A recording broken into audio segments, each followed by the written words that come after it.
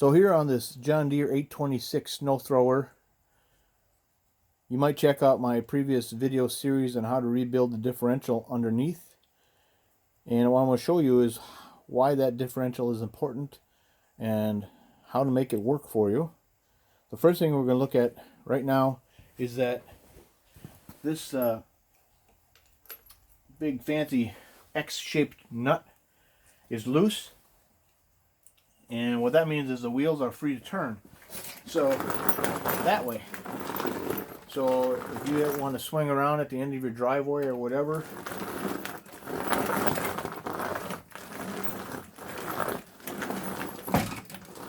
it makes it very easy to turn.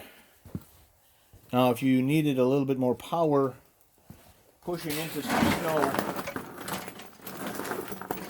where both wheels are turning at the same time and pushing, you want to tighten that up.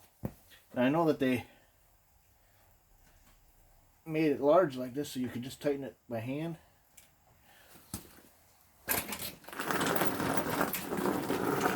Maybe you need to be a little bit tighter than that.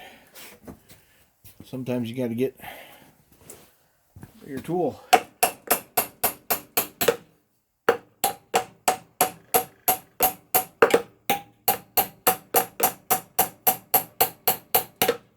Basically what you're doing is you're locking the wheels inside underneath. You'll see a demonstration of that on my previous video. But what you're doing is you're locking them together so they both drive at the same time. So now it's not nearly as easy to turn it around like this because the wheels are locked together. But that's the purpose of that piece right there, for positive traction when you're moving snow.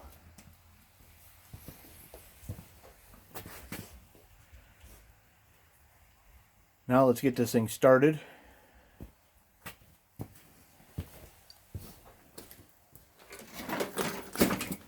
We'll turn the key on over here.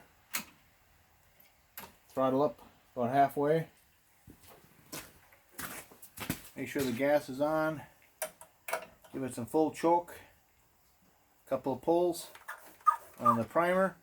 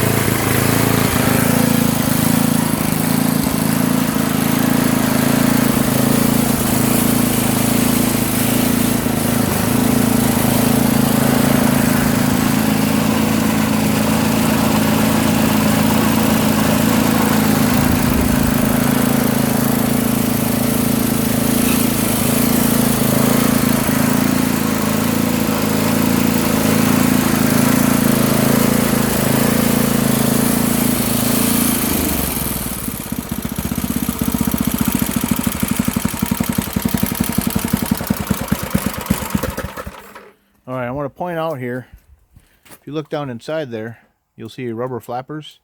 I put some baling belting on 3 of the 4 impellers.